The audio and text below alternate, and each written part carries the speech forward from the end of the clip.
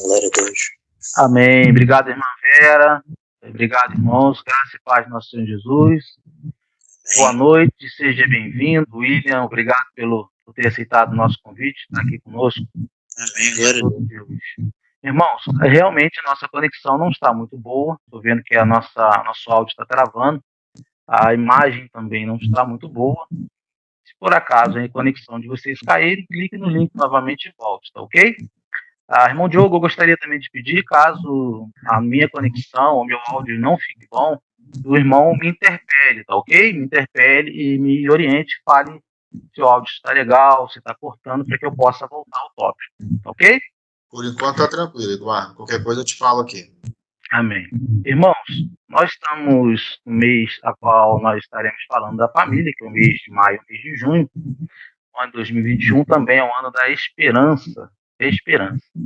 Mediante as notícias que temos recebido, em particular a do nosso irmão Jaime, que partiu, né, aprove o Senhor o chamar, nosso coração muda de acordo, tende-se a mudar no que a gente vai falar, no que a gente vai trazer como estudo hoje, porque o coração da gente fica triste.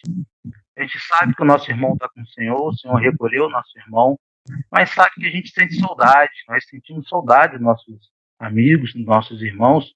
O irmão Jaime é uma pessoa muito querida, uma pessoa muito próxima de nós aqui também, foi uma surpresa para nós.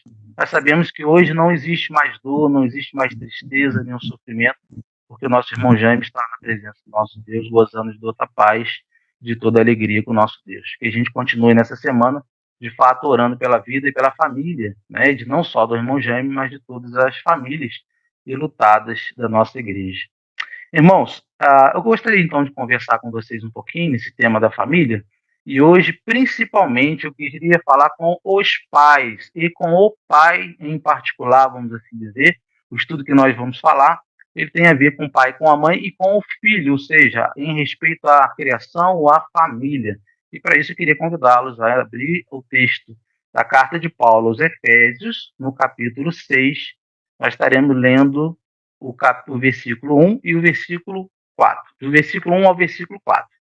Eu estou utilizando aqui, na minha tradução, Almeida Corrigida Fiel. Acredito que vocês também não vão ter muita diferença na tradução. Efésios, carta de Paulo aos Efésios, no capítulo 6, do versículo 1 ao versículo 4. O que a gente vai estar fazendo aqui hoje é falar de sã doutrina.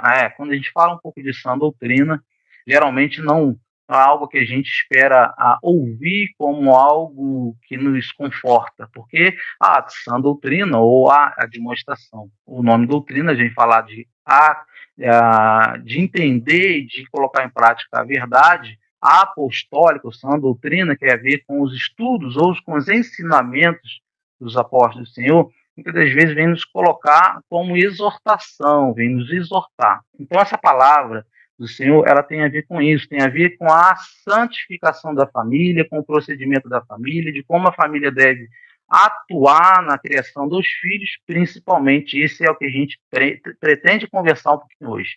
Se eu fosse dar um tema para hoje, eu falaria sobre criando os filhos no temor do Senhor. Não é uma mensagem de autoajuda, é uma mensagem que tem a falar aos nossos corações em respeito à criação do filho. Então, você, mãe, se seu esposo está aí, se o maridão está no seu lado e você é mãe, convida o seu esposo para que ele possa estar participando conosco, porque a palavra de Deus vai falar e vai exortar os nossos corações em respeito aos nossos filhos. Quando eu falar de filhos, eu estou me referindo na qualidade de pai, porque também serve para mim, essa palavra falou muito durante essa semana ao meu coração. Ok? Então vamos fazer a leitura da palavra de Deus a partir do versículo 1, que vai dizer assim: Vós, filhos, sede obediente aos vossos pais no Senhor, porque isto é justo. Honra teu pai e a tua mãe, que é o primeiro mandamento com promessa, para que te vá bem e vivas muito tempo sobre a terra. Versículo 4. E vós, pais, não provoqueis a ira vossos filhos, mas criai-os na doutrina e a demonstração do Senhor. Vou repetir, esse aqui é o tema da nossa mensagem. E vós, pais, não provoqueis a ira a vossos filhos, mas criais na doutrina e a demonstração do Senhor. Eu gostaria de orar nesse momento. Senhor Deus, nosso Pai, eu me coloco na Tua presença, Senhor Deus, nessa qualidade de pai, de filho, Senhor Deus. E eu gostaria de fazer essa oração, Senhor Deus, pedindo perdão ao Senhor. Gostaria de orar ao Senhor pedindo perdão, porque, Senhor Deus, muitas das vezes, Senhor Deus, nós trocamos a palavra do Senhor como orientação, como bússola, em ensinamento aos nossos filhos. Nós erramos. E por isso pagamos caro, Senhor Deus, sofremos por conta dessas mudanças a quais nós temos feito ao longo dessa pós-modernidade. Senhor Deus, nós pedimos perdão. E eu peço perdão nessa qualidade de pai, para que eu possa ser um homem, um pai melhor, que eu possa educar meus filhos, Senhor Deus, no caminho do Senhor, assim como a Tua palavra nos ensina. Senhor Deus, aceita esse perdão e ministra no meu coração e no coração dos meus irmãos essa palavra, Senhor Deus, na criação e de como, Senhor Deus, trabalhar a nossa família, para que, Senhor Deus, o Senhor se satisfaça, Senhor Deus, através de nós, que cuidamos e zelamos, Senhor Deus, dos filhos que são as Tuas promessas e que são do Senhor também. Pedimos assim que aceite esse pedido, Senhor Deus, de oração, de perdão. Em nome de Jesus eu oro. Amém e amém. Irmãos, para que a gente comece a entrar no tema, eu preciso fazer uma introdução, e essa introdução é um pouco longa, porque não tem como a gente falar da mudança após a pós-modernidade, né? O momento a qual nós estamos vivendo, não tem como eu falar com a criação, com os pais a respeito da criação dos seus filhos, se eu não for abordar o que fez e que mudou, ou que aquilo que nos motivou a mudar na criação dos nossos filhos. Então, eu preciso fazer uma introdução que é um pouquinho longa, e nós sabemos que a sociedade, nesse contexto de família, ela tem sofrido muito, e ela tem sofrido muitos ataques também. Por isso que a família tem sido bombardeada ao longo do tempo. E existem alguns movimentos que eles surgiram na década de 60 ou na década de 70, que contribuíram e que continuam contribuindo cada dia mais para que a destruição da família aconteça. Então, o primeiro movimento ao qual eu me recordo é o movimento feminista. O movimento feminista é um movimento que todos nós, de uma certa forma, concordaríamos com o que eles faziam, com o que elas, na verdade, estavam lutando. Nós sabemos que na década de 60 para cá, houve um movimento muito grande feminista, e não tem nada a ver nós que estamos falando das mulheres, que nós somos machistas, não, porque todos nós concordamos que aquelas reivindicações iniciais que as mulheres fizeram naquela época eram movimentos totalmente que realmente eram direitos, porque homem e mulher, diante de Deus, até mesmo na sociedade, eles possuem os mesmos direitos civis.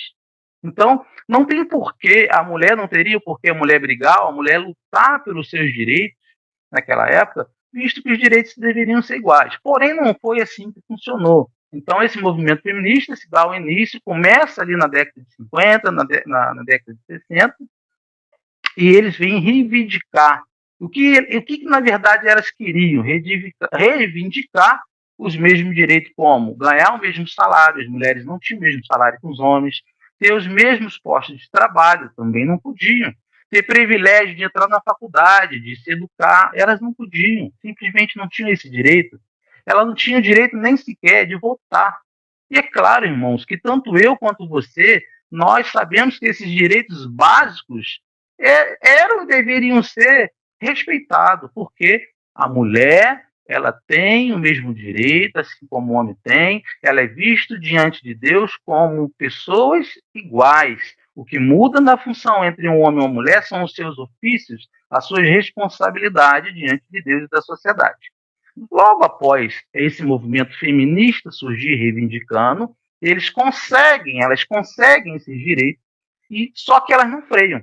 Só que após esse movimento, elas começam a querer trazer outros movimentos e querer exigir dentro da sociedade outras coisas. Infelizmente, esse movimento tomou, então, outras direções e vai envolver e vai mexer nas igualdades, que é o movimento a respeito do casamento. O movimento feminista, então, começa a questionar a diferença de papéis no casamento, começa a questionar a diferença entre a criação dos filhos, como educar os filhos, elas começam a interferir na sociedade, e o pior, ela começa, então, a interferir dentro da igreja, quando ela começa a falar de aborto e tantas outras questões. Nós já sabemos de hoje como que isso tem aflorado no meio da família e tem feito para destruir a família. E mais que isso, né, ela começa a falar de uma sociedade onde o papel da mulher é o papel predominante, deixando o homem de lado, ou seja, de escanteio. Com isso, se mistura, se confunde os papéis que tinha em relação aos maridos, mistura-se o papel que tinha a respeito da esposa, dos filhos, o papel de todos na sociedade, e o tempo vai passando, mudando, e outros movimentos mais recentes vão surgindo também a partir do movimento feminista, ou desse movimento criado pelas mulheres. E o principal movimento que surge após esse movimento feminista é o movimento de leis LGBTs, que atacam a família de uma forma um pouco mais direta. Então, o movimento LGBT tenta implantar a ideologia de gênero, por exemplo, nas escolas. Com isso, eles tentam confundir a lei natural das coisas, que homem é homem, que mulher é mulher e que criança é criança. Isso causa, irmãos, um impacto muito grande na família. Por exemplo, a dissolução do casamento como instituição, o casamento deixa de ser uma instituição sagrada para ele. Tanto é que a sociedade hoje acha que quem é casado, quem se casa, é uma coisa do passado. Hoje não existe mais isso. Ela começa a popularizar a questão de viver junto em casamento, ou seja, começa a predominar na sociedade aquelas pessoas que se juntam e moram juntas. Então, o casamento como instituição sagrada por Deus, instituída por Deus, ela passa a deixar de existir e ela começa também a ensinar o sexo antes do casamento como algo que é extremamente normal. E nós sabemos que isso afeta, de uma certa forma, muito a sociedade, a família e totalmente nós cristãos. Pessoas acham isso extremamente de uma forma natural. Eles acham natural e normal. Agora, e um dos maiores ataques a quais tem sido feito à família por esses movimentos, eles são redirecionados, dirigidos diretamente para os pais. Para quê? Para que os pais ensinem ou acabem admitindo essas questões na sua família, acabem ensinando os seus filhos. Qual o impacto disso na sociedade? Qual o impacto disso na vida dos pais da família? Primeiro, ela tem um impacto na filosofia e na pedagogia ensinada dentro da escola, porque é lá nas escolas que nossos filhos, nossas crianças estão estudando e elas vão aprendendo essas ideologias e colocando em prática. Ou seja, aqui acaba tirando-se a autoridade dos pais, ou seja, o Estado acaba tirando a responsabilidade dos pais e acabam transferindo muitas das vezes a responsabilidade para o Estado. Tanto é que o pai não pode ensinar que o menino é menino, porque se chega lá na escola, ela fala que ele pode ser o que quiser. Então, o que você ensina, que eu estou ensinando ao seu filho, nós pais estamos ensinando ao nosso filho, não tem relevância mais na sociedade, nem no colégio, nem na escola, porque são bombardeados de ideologia contrárias à fé cristã, surgimento inicial lá do movimento que era para continuar apenas com os direitos iguais dentro da sociedade, que homem e mulher são iguais. Agora, no momento que essa filosofia, essa pedagogia entra na sociedade, na escola, e começa a educar os nossos filhos, começa a ficar algo que a igreja precisa se pronunciar. Então, a criança tem que crescer dentro da escola tem os seus direitos de escolher a sua religião. Ela não pode pronunciar que ela é cristã, ou se ela se pronuncia que ela é cristã, ela sofre preconceito. Né? Então, a igreja ela precisa se pronunciar por isso. Qual o resultado disso na sociedade? O que tem causado esse movimento na sociedade? Tem causado relativismo moral. Relativismo moral que entrou na sociedade com a pós-modernidade. Ou seja, o que é o relativismo? O que é relativo? Relativo ou relativismo é negar as verdades absolutas. Porque os pais ensinariam, então, que a verdade é absoluta se a sociedade está ensinando para nossos filhos que ela é relativa? Não teria porquê, né? A sociedade está criando, cuidando dos nossos filhos, ensinando nossos filhos. Nós falamos que a verdade ela é absoluta, mas a realidade para eles é o contrário.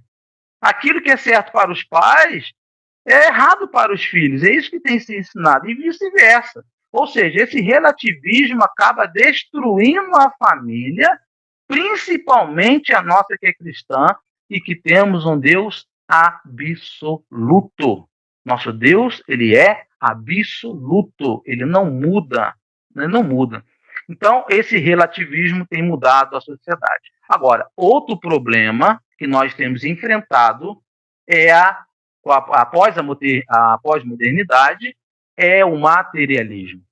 Irmãos, aqui o materialismo tem destruído as famílias.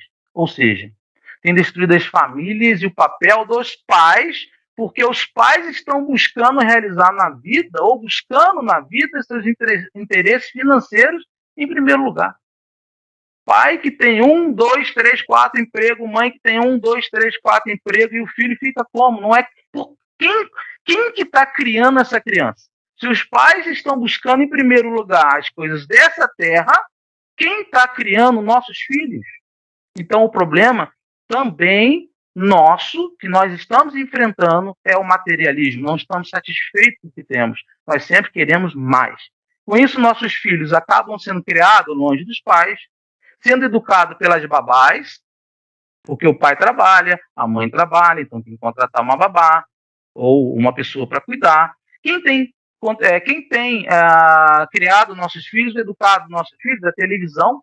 O pai chega cansado em casa, a mãe chega cansada de tanto trabalhar, o filho quer atenção, nós não temos mais tempo para os nossos filhos, dá um tablet na mão da criança, um celular, bota lá o YouTube, as crianças ficam assistindo, e aí quem está educando nossos filhos é a televisão. Porque nós estamos buscando, em primeiro lugar, a nossa autorrealização, nós estamos buscando, em primeiro lugar, nosso interesse financeiro, materialismo, ter, querer, é isso que nós estamos fazendo. Esse também é o inimigo da família. Ou seja, o que vai produzir é uma geração sem educação dos pais, é uma geração sem disciplina alguma, sem respeito a alguma regra. Não respeitam regra. Eles não respeitam. E a gente fica chateado e fica triste achando que o nosso filho sempre está errado. Mas a gente vai ver que a gente tem uma contribuição e que a gente hoje, o que a gente está falando, é para que a gente mude a nossa postura, porque essa geração que está nascendo agora, ela precisa de um caminho. Ela precisa ser ensinada de forma correta. Nós precisamos nos adaptar e ensinar nossos filhos aos moldes da palavra de Deus. Como fica, então, a figura do pai numa situação dessa? Desgaste total, emocional, espiritual e tantos outros. Desgastado. Tanto é, eu estava falando com jovens no domingo sobre um movimento que surgiu nos Estados Unidos, o Diogo acho que está aqui, lembra? Que é o movimento chamado Promiscuous. Promiscuous é um movimento que as igrejas tradicionais, as igrejas conservadoras nos Estados Unidos, eles fizeram. Qual o intuito desse movimento? Ensinar o homem a ser homem. Porque os pais não estão educando os seus filhos de forma correta. Ou seja, se o pai não está ensinando biblicamente o filho como deve ser a criação, como ele deve ser tratado, a babá está tratando, está ensinando, a professora, na faculdade. O jovem, quando entra aos 18 anos na faculdade, vai ter uma PhD, uma filósofa, que vai encher a cabeça desse jovem. Vai desconstruir ou tentar desconstruir tudo que a família tradicional cristã construiu há muitos anos. Basta um pouquinho de conversa com uma filósofa, uma pessoa que não crê em Deus, um ateu, vamos dizer, que ele vai mexer na cabeça do seu filho se seu filho não tiver uma base centralizada, raiz cristã. Então o mundo está educando nossos filhos. E outra, os amigos que não são cristãos, ímpios, que não conhecem o Senhor, quando você, pai, quando você, mãe, não cria o seu filho no caminho, ou seja, juntamente, não é ensinar ao caminho, é ensinar no caminho, juntamente, o mundo, os colegas, vai criar o seu filho, vai educar o seu filho. Depois nós vamos chorar. Como vai ser essa criança? Sem um modelo masculino, não sabe qual que é o modelo de um pai, não tem referência alguma, porque não teve correção, educação correta. Não teve correção, não teve exercício bíblico para que essa criança fosse amadurecida na sua fé. Por isso esse movimento Promiscuous foi surgindo, para fazer o homem assumir o seu papel de pai. para restaurar a educação cristã ou conservadora, para trazer a responsabilidade de volta para dentro de suas casas na educação dos seus filhos. E nós, eu e você, como nós devemos saber? Como nós devemos ser? Uma coisa eu te falo, não como a sociedade, mas sim como as Escrituras nos ensinam. Por isso eu estou falando do apóstolo Paulo, que é um mandamento paulino. É um mandamento paulino. São doutrinas, são mandamentos dos apóstolos. Então, as Escrituras são a bússola, a fonte de entendimento, de conhecimento que deve ser colocado em prática na vida dos nossos filhos. Qual é o nosso referencial? A palavra de Deus. Nossa pergunta sempre deve ser: o que ela nos diz sobre isso? Não o que a sociedade diz. Nossa pergunta deve ser, na criação dos nossos filhos, o que a Bíblia diz a respeito da criação dos meus filhos? É isso que nós devemos fazer, essa pergunta.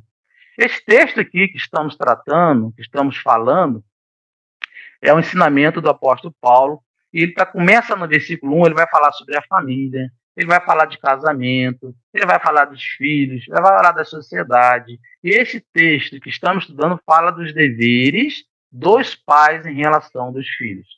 O que podemos aprender, então, do verso 4? Olhando para o verso 4, o que nós podemos aprender? Aqui tem uma coisa interessante do versículo 1 e versículo 4. Quando eu estou me referindo a pais, vocês vão entender que existe exortação para o pai, a figura do homem. Por isso eu falei, chame os pais, para que os pais, na verdade, o pai, homem, figura paterna. Esse versículo 4 está chamando a atenção desse pai. Está chamando minha atenção. Quando fala vossos, está falando pai e mãe. Então, olha o que o verso 4 vai dizer. E vós, pais, não provoqueis a ira vossos filhos, mas criai-os na doutrina e admoestação do Senhor. Primeiro ponto. Isso é um mandamento paulino dirigido aos pais, conforme eu falei. Porém, no sentido de homem. Então, pai, aqui esse mandamento, esse versículo 4, ele está dizendo a você, figura masculina, pai, homem, você, não é uma figura para a mãe, não é uma responsabilidade para a mãe. Existe diferença, irmãos, entre a língua portuguesa e a língua grega. Olha só, na nossa cultura, aqui nos Estados Unidos, no Brasil e tantos outros países, quando eu quero me referir aos pais, eu estou falando pai e mãe, homem e mulher, pai. Só que na língua grega é diferente. A língua grega, aqui no verso 4, e vós, pais, esse pais aqui do versículo 4, não quer dizer pai e mãe. Está dizendo apenas o homem. Pai na figura paterna, o homem. A mãe não está incluída aqui. E essa exortação é, então, para você, pai. Lá no verso, olha só a diferença. Já lá no texto primeiro, no versículo primeiro, a palavra vossos, que eu tinha dito lá. A palavra vós é para os pais, ou seja, pai e mãe, juntamente, para os filhos obedecerem, tanto o pai quanto a mãe, mas aqui o pai é o responsável pela criação do seu filho. A gente vai ver isso. Vamos ver, vós filhos, seja obediente a vossos pais no Senhor, porque é justo. Aqui então o filho deve obedecer o pai e a mãe. Com isso vemos também que existe diferença na responsabilidade na criação dos filhos. São papéis diferentes. Existem diferenças, irmão. Existe diferença na criação dos nossos filhos. Existe ofícios de responsabilidades dadas somente ao pai. E existe responsabilidade dada ao pai e à mãe. Aqui temos uma definição clara, bíblica, que diante de Deus a responsabilidade na criação dos filhos, da família, é do pai. Por isso eu pedi para chamar o pai. É o homem. Por quê? Não poderia ser diferente, meu irmão. Lá em Efésios 5, 22, vai dizer que vós, mulheres, sujeitai vós aos vossos maridos como o Senhor. Assim como Cristo é a cabeça da igreja, o marido é a cabeça da esposa e assim por diante. Ou seja, a responsabilidade, a cabeça da casa é o marido. Então, a responsabilidade na criação do filho não é da mãe, que nem os pais estão fazendo. A gente vai falar disso. A responsabilidade na criação do seu filho, da sua filha, é do homem, do cabeça da casa. E por ele ser o responsável, é claro e é evidente que ele precisa, na verdade, resgatar. Nós precisamos resgatar isso na nossa família. Nós precisamos seguir aquilo que a Bíblia, a palavra de Deus, nos ensina. Por que devemos falar? Por que então nós devemos falar disso? Pode surgir alguém, por que eu estou falando disso? Por que tem que falar disso? Porque, irmãos, infelizmente, existem homens negligentes. Existem pais, aqui na qualidade de homem, omissos na responsabilidade e na criação dos seus filhos. Porque existem homens que deixam a responsabilidade na criação dos seus filhos com as suas esposas, com as mães. Eles acabam assumindo o papel de homem na família de uma forma omissa, deixando a responsabilidade primária para as esposas, as mulheres. Elas é quem estão ensinando, corrigindo, cuidando da criança. Não que elas não tenham que fazer isso. A questão a que a gente está lidando, aqui é a responsabilidade primária na educação. E quem vai se responsabilizar diante de Deus na criação é o pai. O pai, muitas das vezes, acha que é trabalhar e colocar comida na mesa e está tudo certo. Mas não é isso, não. É muito mais do que isso, pai. É muito mais do que trabalhar e colocar comida na mesa do seu filho, pagar aquele colégio particular. Não é só isso. A responsabilidade do pai vai muito além na criação dos seus filhos. Tanto é que o puritanismo, os puritanos, quando escutavam, levavam suas famílias a escutar, a estudar a palavra de Deus nos cultos ao domingo de manhã, eles faziam questão, na hora do almoço, de sentar na mesa com seus filhos e fazerem as mesmas perguntas que o sermão estava falando. E faziam as perguntas para os seus filhos, para que aqueles filhos, de fato, aprendessem aquilo que foi pregado. Eles testavam seus filhos para saber se realmente os filhos estavam aprendendo da palavra de Deus. Isso é interessante. Agora, qual o papel da mãe aqui nessa questão da criação dos filhos? Qual o papel? Existe? Ela está excluída da responsabilidade? É claro que não. Lá em Gênesis, no capítulo 2, no versículo 18, vai dizer a responsabilidade. Um pouco, vai dizer, e disse o Senhor Deus, não é bom que o homem esteja só, far-lhe-ei uma ajudadora idônea para ele. Ou seja, qual que é o papel da esposa? Qual que é o papel da mulher na família? De ajudadora e de auxiliadora idônea. Ela é ajudadora. Ela não pode ser a responsável na criação do filho sozinha. O pai fica na Netflix assistindo futebol e a mulher e a mãe ficam lá ensinando o filho. Leva para estudar, vai buscar no colégio e o pai fica simplesmente, estou botando a comida na mesa e está tudo certo. Não é muito bem assim. Não é muito bem. É claro, irmãos, que sem a ajuda de vocês esposas, os homens jamais conseguiriam criar os filhos. Jamais. Porque ajudadora, auxiliadora, idônea, é isso. Deus criou a mulher para auxiliar, para ajudar. Só não pode haver essa inversão de papéis dentro da realidade da família. Essa inversão da sociedade nos impõe, como igreja, que a gente faça o que o mundo quer que a gente faça. Só que nós, como crentes, nós precisamos obedecer ao que as escrituras, mesmo que aquilo que a gente esteja ouvindo não nos faça bem, o que a gente não gosta. E o Paulo, nosso irmão Paulo, já disse isso, que nós teríamos, nesse tempo que vivemos, comichões nos nossos ouvidos. Não ia ser legal o que a gente ouve, mas é pertinente, necessário que a igreja comece a educar e trazer a realidade da doutrina dos apóstolos para a criação dos seus filhos. E pai, sabe de uma coisa, conforme já falei aqui, nós, tanto eu quanto você, vamos dar conta a Deus pela criação dos nossos filhos. Vamos dar conta a Deus. Quais são as obrigações do pai? De acordo aqui com esse texto, o apóstolo Paulo vai dizer que a obrigação do pai é dupla. É dupla. A primeira, vamos ler. Não provocar a ira dos filhos. E a segunda, criar os filhos na disciplina, ou seja, na doutrina e na admoestação. O que é a palavra admoestação? O significado dela é de advertir, aconselhar de forma branda do Senhor. Essa primeira, vamos falar um pouquinho. Não provocar a ira dos filhos no verso 6. Não provocar. Não fazer algo que deixe o filho irritado. Agora, precisamos entender uma coisa aqui. Não tem como a gente pegar esse texto de uma forma absoluta. Por que eu digo isso? Porque é impossível. É impossível você corrigir seu filho, eu corrigir o meu filho, e seu filho não vai ficar chateado, vai ficar triste. Então não deve ser entendido isso de uma forma absoluta. Eu te pergunto como. É possível?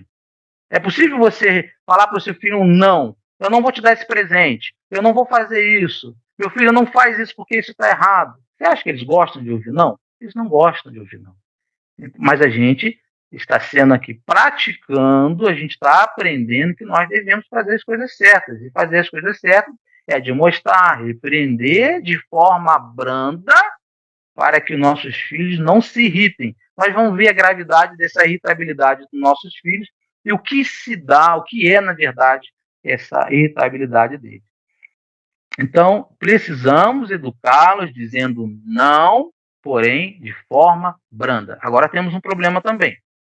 Como nós vamos ensiná-los se nós não damos o exemplo?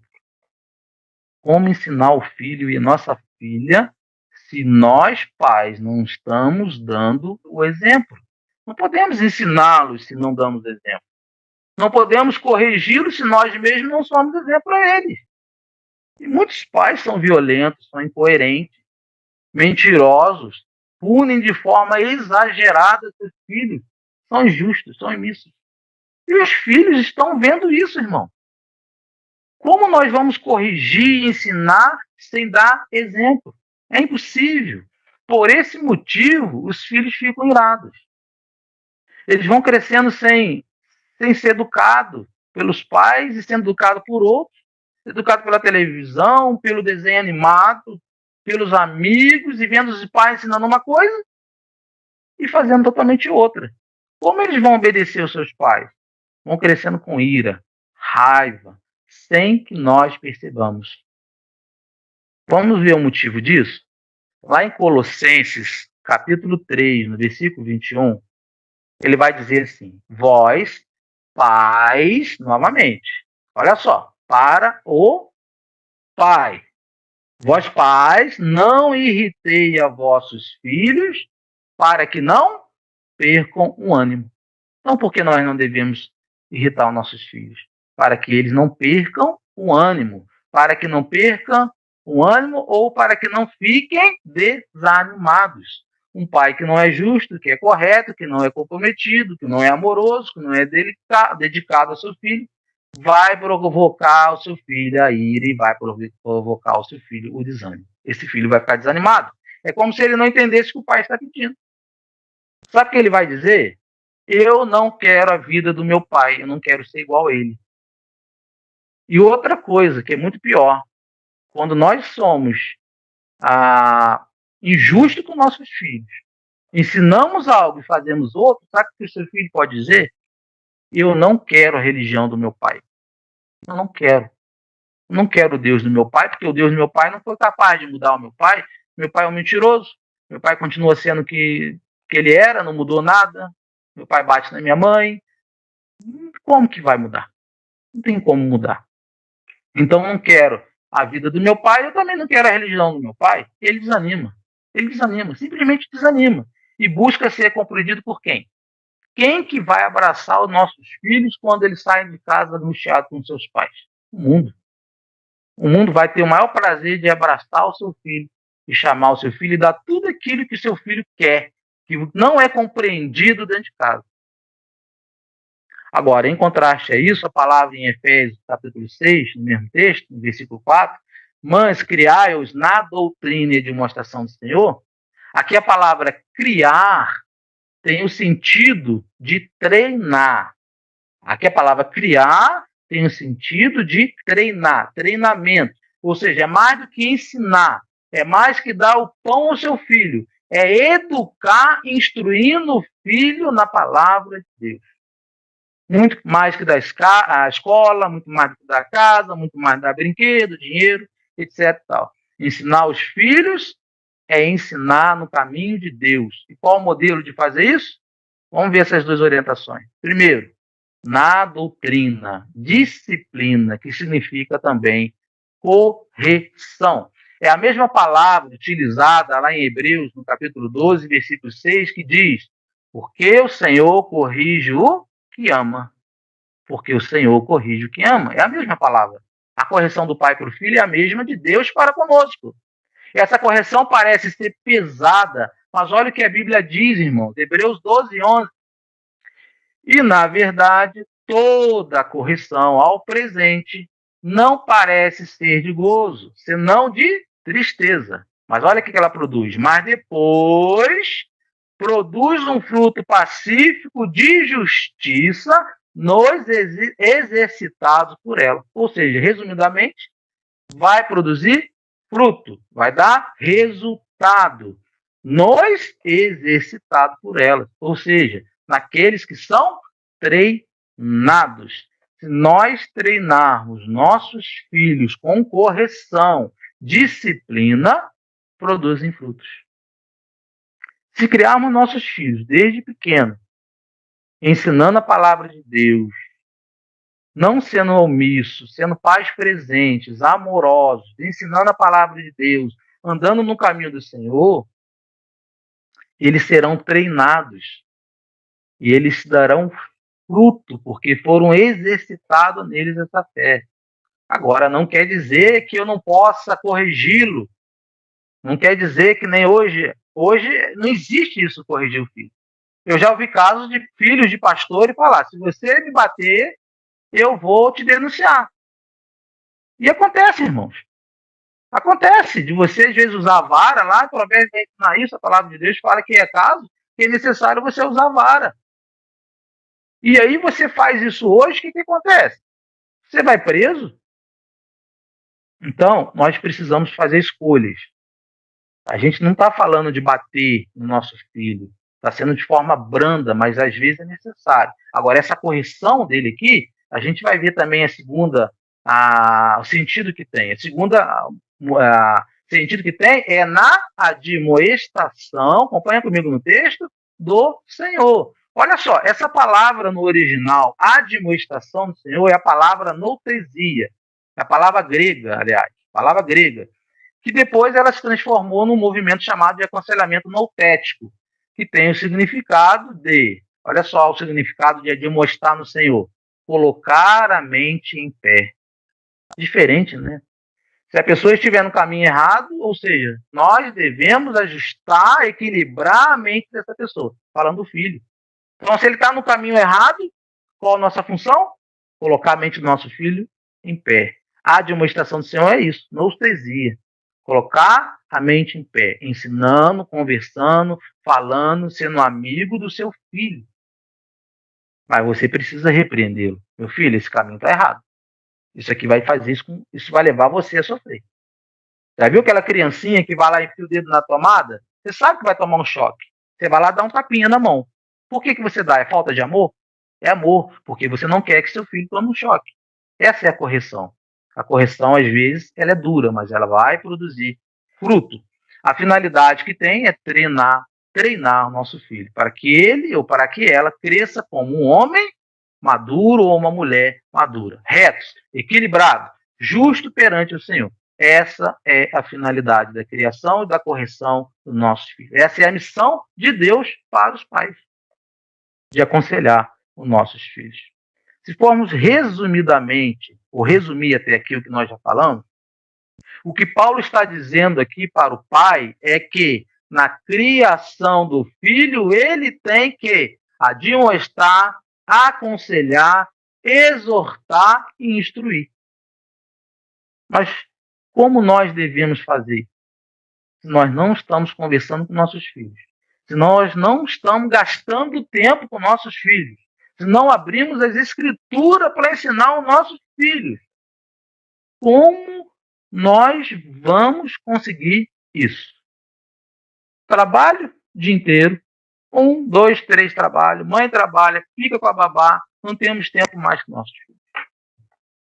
Não temos mais tempo para os nossos filhos. Nós estamos vendo nossos filhos se perderem. É claro que aqui eu tenho que abrir um parênteses, não estou falando de salvação. Salvação é com Deus. Salvação é o nosso Deus que salva. Eu aí vou tirar um peso das costas dos pais, também das mães, depois em relação a isso que a gente vai falar.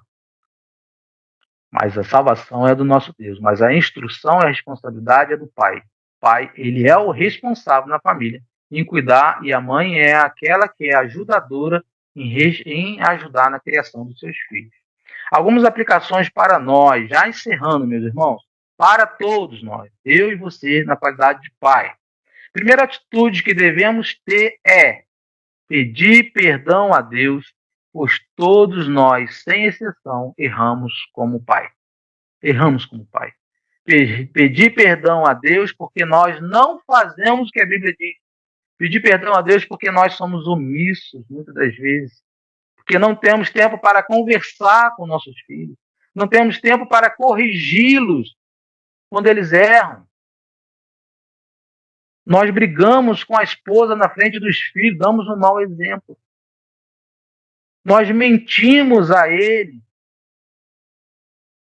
Nós mentimos e eles nos pegam também mentindo. Como vamos ensiná-los dando um mau exemplo? Temos que pedir muito perdão a Deus, meu. Por isso precisamos pedir perdão a Deus e mudar a nossa postura na criação dos nossos filhos. A segunda atitude que devemos ter é de orar. Mas, irmão, orar muito, muito, orar bastante. Pois mesmo que nós venhamos conseguir fazer nosso dever de pai próximo ao padrão bíblico, isso não é garantia que seu filho vai andar nos caminhos do Senhor. Não é garantia. Mesmo que você seja um pai cauteloso, totalmente aos padrões bíblicos, não quer dizer que o seu filho vai andar nos caminhos do Senhor. Não quer dizer. Porque nossos filhos, quando completam 18 anos, eles, partem, criam asa e vão embora. E aí você não consegue mais. Então, se você tem que educar o filho, educa ele até os 18, ou até que ele esteja dentro da sua casa. Porque enquanto ele estiver dentro da sua casa, você ainda é responsável dele. Ensina ele no caminho do Senhor, admoesta, repreenda, exorta o seu filho. Deus está pedindo para que a gente seja dessa forma. Não para que a gente aceite nossos filhos trazer as namoradas para dentro de casa, porque 25% da população cristã, pai e mãe, permite os filhos praticarem atos sexuais dentro de casa com a permissão deles. Esse é o padrão da Bíblia. Se nós vivermos no padrão ao qual o mundo nos impõe, nós estamos destruindo nossa casa. Então o padrão é bíblico. Aqui muitos de nós, irmãos, podemos tirar também a nossa culpa. Porque se você pai, você mãe, você cria nos seus filhos no caminho do Senhor, e ele um dia vencer, nós temos vários exemplos bíblicos de pais tementes a Deus, de homens de Deus, que os filhos não andaram no caminho do Senhor. Por que não andaram no Senhor? Porque a salvação não pertence a mim. Eu não sou responsável diretamente ou indiretamente pela salvação de um filho. A minha obrigação é de criá-lo para o Senhor, porém a salvação é dada por Deus. A salvação é dada por Deus. Nós temos que instruir. Por que devemos orar bastante? Porque a salvação realmente pertence ao nosso Deus. Podemos ter surpresas na criação dos nossos filhos. Orar bastante, continuar orando, mesmo que eles estejam desviados. Irmãos, enquanto nós estivermos vivos aqui, nós devemos orar, ter esperança que Deus possa resgatar os nossos filhos. Assim como o filho pródigo, devemos orar para que o Senhor traga esses nossos filhos, nossos parentes para a presença do Senhor. Mas se livre da culpa. Não viva com culpa no seu coração de que você errou na criação do seu filho. Se você criou seu filho no caminho do Senhor de forma correta, se livre dessa culpa. A salvação pertence ao nosso Deus. Podemos dar a melhor criação, mas Deus é quem salva. Em terceiro lugar, creia no que a palavra de Deus diz em relação à criação do seu filho. Não siga o seu instinto. Siga as orientações da palavra de Deus. O método correto da disciplina e educação sempre deve ser a palavra de Deus. Em todas as áreas da nossa vida, não só na criação dos filhos. O tratamento do esposo com a esposa deve ser o padrão bíblico. O comportamento da esposa ao esposo deve ser o comportamento bíblico, olhando para a palavra de Deus, sempre para a palavra de Deus. Criar nossos filhos também é um ato de fé. Quando criamos filhos com os métodos bíblicos, agradamos o nosso Deus. Quarto lugar, já encerrando, não deixe a responsabilidade, pai, com sua esposa. Não deixe. Não deixe esse fardo nas costas da sua esposa, pois elas precisam da liderança, da autoridade, da orientação e do apoio que apenas você pode dar. Apenas você pode dar. Talvez seja a hora do pai e da mãe sentar e ter uma reunião. Como vamos resolver? Como vamos conversar com nossos filhos? Talvez é a hora de fazer aquela reunião em família. Por último, e relembrando, mesmo educando nossos filhos na palavra de forma correta, nós podemos ter tristeza de ver um filho fora do caminho do Senhor. Eu sei o que estou falando. Eu sei o quanto é triste. Não pense que eu estou aqui falando de vocês. Eu estou falando de você. Eu estou falando de uma experiência particular. Uma experiência que eu também vivo. E eu posso compartilhar isso como Igreja de Cristo com vocês. Porque nós somos membros de um único corpo. E quando o corpo está doendo uma parte, todos sentem. E eu sei que eu não sou o único aqui. Eu sei que dói de ver um filho fora do caminho do Senhor. Mas eu sei também que o Senhor é quem salva. No tempo dele, na hora dele, ele vai chamar.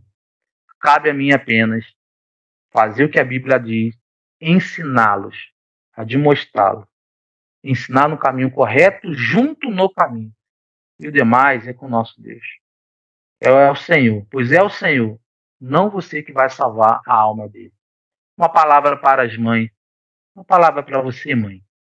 Mesmo que o texto aqui fale para os pais, e o pai aqui nós já falamos que é o homem, o responsável na criação dos filhos, a figura, ou seja, masculina dentro da família, não está falando para você, mãe, diretamente. O que falar para a mãe?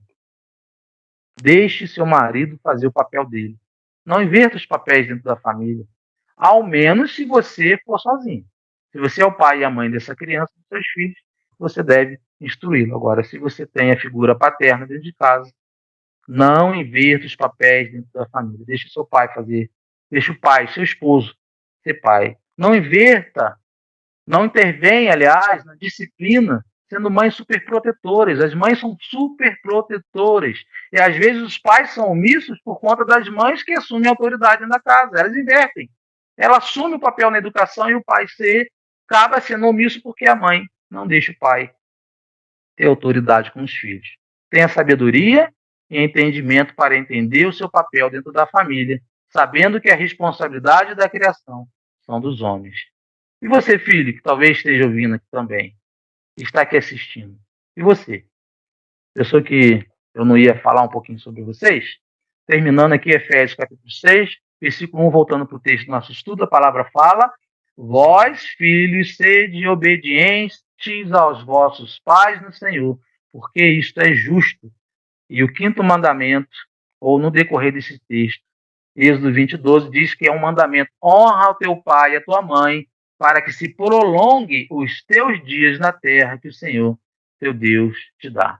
Irmãos, irmãs, já observaram quantos adolescentes jovens estão perdidos, estão nas drogas, estão no mundo do crime?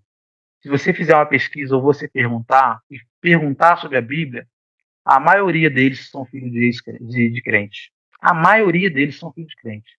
Mas crentes que não exerceram autoridade de pai de forma correta na vida dos seus filhos.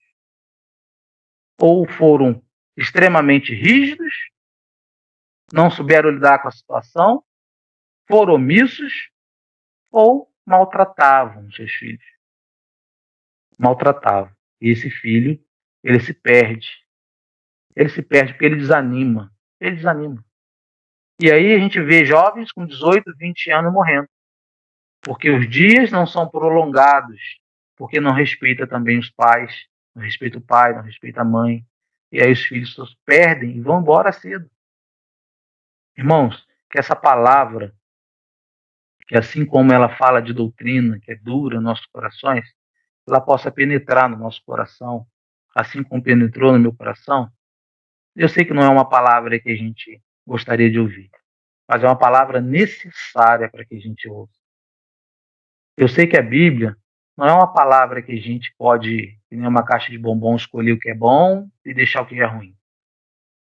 Toda a palavra, toda a escritura, ela deve ser usada para corrigir, exortar em amor. Exortar em amor. Que nós possamos aplicar essa palavra nos nossos corações, no dia a dia, na nossa família, sabendo que nós temos diante de Deus as mesmas, para Deus nós somos iguais, mas nós temos ofícios dentro da família diferentes. Ofícios que cabem a pai, ofícios que cabem à mãe, e ofícios que cabem aos dois juntos. Que Deus aplique essa mensagem ao nosso coração nesse tempo tão difícil. Eu pensei até mudar a pregação. No início dessa pregação, eu pensei em mudar a pregação. Só que Deus, foi a mensagem que Deus me deu. Dentro do contexto atual que nós estamos vivendo, não é o que a gente quer ouvir. Mas como está no contexto da família, isso faz parte, sim, da palavra de Deus, e ela deve ser aplicada, mesmo que ela doa no nosso coração, mesmo que ela mexa no nosso coração. Afinal, o que eu acredito é que a palavra de Deus, ela tem que trazer no nosso coração aquilo que a gente não quer. Ela tem que trazer arrependimento, desconforto, para que a gente possa tomar uma decisão, uma postura de mudança diante de Deus e crescer sempre em graça, crescer sempre em conhecimento, e que a gente seja cada dia mais amadurecido na fé, com essas palavras exortativas da palavra de Deus. Que Deus nos abençoe, que Deus aplique nos nossos corações essa mensagem. Amém?